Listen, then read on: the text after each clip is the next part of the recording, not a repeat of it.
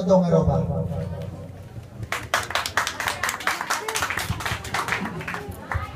Ang ganda naman ng aking pagpasok. Isang magandang gabi po sa lahat ng nandito. Tayo kiramay sa ating imahang si Tatay Jack Mariano.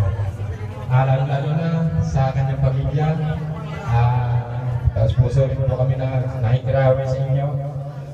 Sa inyong lahat na naiwan ng ating imahang. Ngayon po kami ito, hindi po lingid sa inyo na ang imahang si Tatay Jack Mariano po, siya po ang maging author ng ating barangay para mapawalay sa Barangay Anos.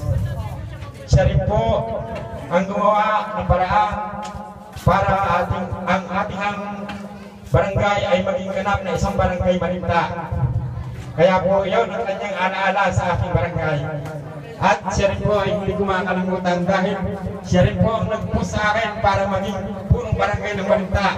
Kaya po, bigyan po natin siya ng isang masigabong palakpakan.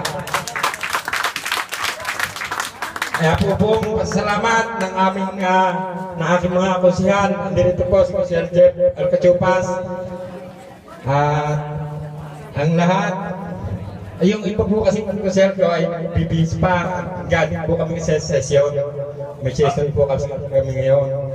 Kaya po, siguro,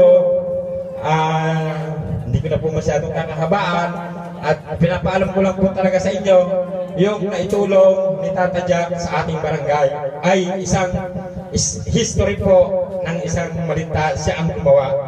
Siya po ang naging author ng malinta. Yun lamang po at isang magandang gabi po sa inyong lahat.